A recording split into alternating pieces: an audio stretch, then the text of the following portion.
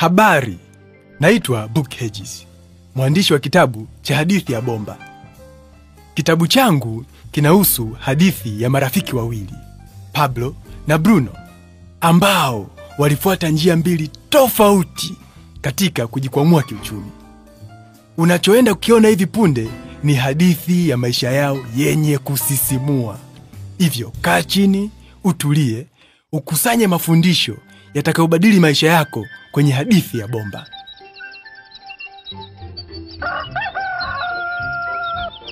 Mbali katika kijiji kimoja kidogo karibu na bonde zuri waliishi marafiki wawili, Pablo na Bruno. Wote walikuwa ni vijana na walikuwa wana ndoto ya kuwa na maisha mazuri. Mara nyingi walipenda kukaa pamoja wakizungumza ni jinsi gani watakuwa kati ya watu waliofanikiwa kuliko yoyote kijijini kwao. Vizuri ni kwamba walikuwa hawaogopi kuchapa kazi na kutafuta fursa yoyote ambayo ingewapeleka karibu na ndoto zao. Siku moja fursa hiyo ilijitokeza yenyewe.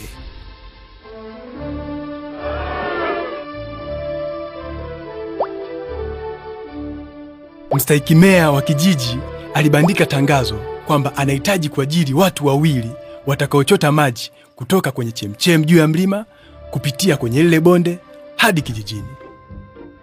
Na kila mmoja angelipwa kutokana na idadi ya ndoo za maji alizopeleka kijijini. Bruno na Pablo walihamasika na kuingia kazini. Kila siku kuanzia asubuhi mpaka jioni walichota ndoo za maji kutoka kwenye chemchem juu ya mlima hadi kijijini. Walifanya jitihada ya hali ya juu kuchota maji hayo.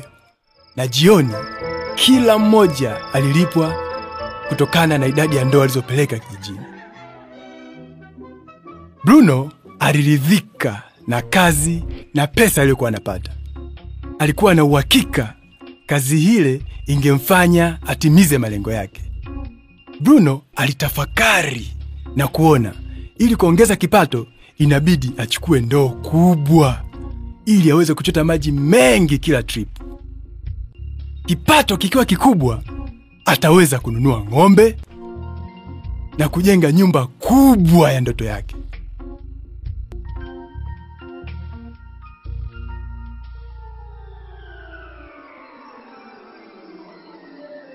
Lakini Pablo hakuridhika, kwani kila siku jioni mikono na mgongo vilikuwa vinamuuma sana na alikuwa taabani.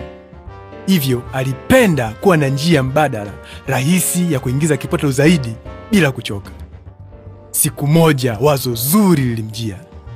Alifikiri kama atajenga bomba la maji ambalo litaunganisha chemchem na kijiji. Kwa bomba hili angeweza kupeleka maji mengi kijijini bila kuchota ndoo za maji kwenda na kurudi. Wazo hili lilimpa msisimko mkubwa Pablo na akaanza kupanga mara moja. Vile vile Pablo alimuonesha rafiki yake Bruno wazo lake na akamsihi washirikiane kujenga bomba. Bruno aliona wazo hilo ni la kijinga.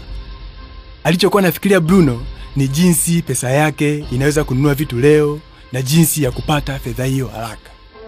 Aliona wazo la kujenga bomba lingechelewesha na kumpunguzia kasi ya kufikia malengo yake.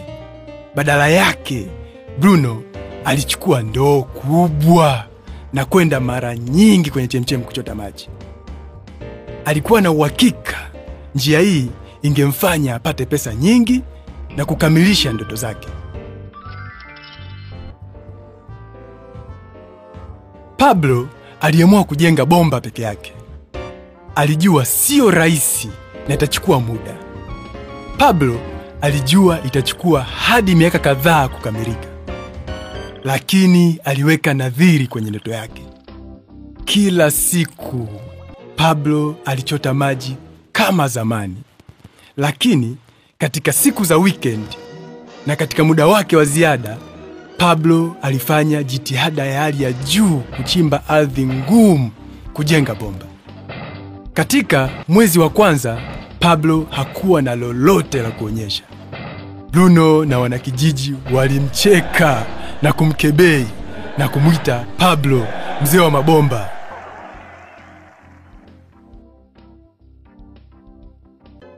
Katika kipindi hicho hicho, kipato cha Bruno kilikuwa mara mbili.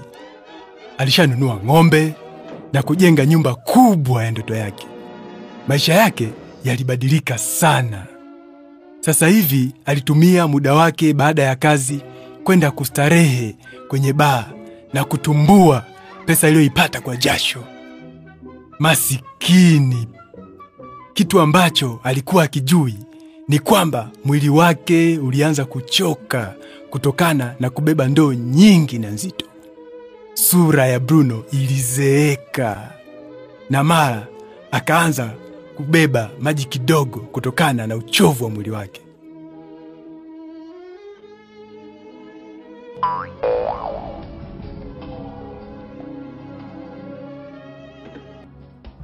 Mwezi mmoja baada ya mwingine, Pablo alichapa kazi. Mwaka wa kwanza ukapita. Mwaka wa pili ukapita. Hatimaye Pablo alimaliza kujenga bomba lake. Sasa hivi bomba lilipeleka maji kijijini badala ya yeye kuchota ndoo za maji kwenda na kurudi. Pablo anaingiza pesa nyingi kupita kiasi. Sasa hivi maji yanaingia kijijini wakati Pablo akiwa amelala, akiwa anakula, hata akiwa hafanyi kazi. Maji yanaingia kijijini. Pablo analifurahia sana wazo lake, jitihada na uchapakazi. Sasa hivi pesa inaingia kila maji yakipita kwenye bomba.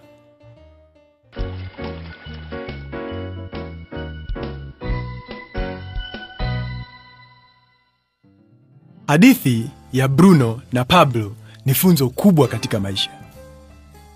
Kazi zao zinaonesha jinsi watu wengi wanavyofanya kupata fedha. Bruno alitumia ndoo kupata fedha. Ili kupata fedha, Bruno alichukua ndoo zake na kwenda mara kadhaa kwenye chemchem na kurudi nazo kijijini. Na ili kuongeza kipato, Bruno either alienda mara nyingi kwenye chemchem au alichukua ndoo kubwa. Ni kawaida katika maisha kuongeza kipato tunafanya kazi sana. Mfano, tunafanya kazi overtime au kutafuta kazi ya pili. Vile vile tunaongeza ukubwa wa ndoo zetu kwa kukubali nyadhifa kubwa kazini, ambazo zinatufanya tutumie muda mwingi katika kazi hizo pia. Wengi wetu tunabadili muda wetu kwa fedha kama Bruno. Tunajua ya kwamba kila mtu ana masaa 24 na sio rahisi kutumia muda wote kufanya kazi. Ugumu unakuja pale ambapo hatuwezi kubadili muda wetu tena kwa fedha, labda kwa sababu ya umri au afya. Hapo ndipo kipato chetu kinakoma. Hebu tuangalie Pablo alichokifanya cha tofauti. Kwa uwerevu kabisa, Pablo hakubadili muda wake wote kwa kipato kisichoendelevu, ila alitumia baadhi ya muda wake kujenga bomba. Pablo alijua bomba litamuingizia kipato endelevu kila maji yatapokuwa yanapita, kipato ambacho ni zaidi ya muda ambao angetumia kazini. Pablo alijua kuna siku, labda sababu ya umri au afya, hatoweza kubadili muda wake wote kwa fedha. Hivyo, kulifanya wazo la bomba lifanye kazi, inabidi afanye jitihada ya hali ya juu kujenga bomba hilo. Bomba likishakamilika, ataweza kufuatilia mtiririko wa maji, kuhakikisha kipato chake kinaendelea. Pablo ametuonyesha ili kuongeza kipato, sio lazima tubadili muda wetu wote kwa fedha. Kuna njia bora zaidi. Vipi kuhusu wewe? Bado unabadili muda wako wote kwa fedha kama Bruno? Au ungependa kujenga bomba lako kwa kipato endelevu kama Pablo? Kama umependa wazo la kujenga bomba kwa kipato endelevu, wasiliana na mtu aliyekupa DVD hii. Anza kujenga bomba lako leo.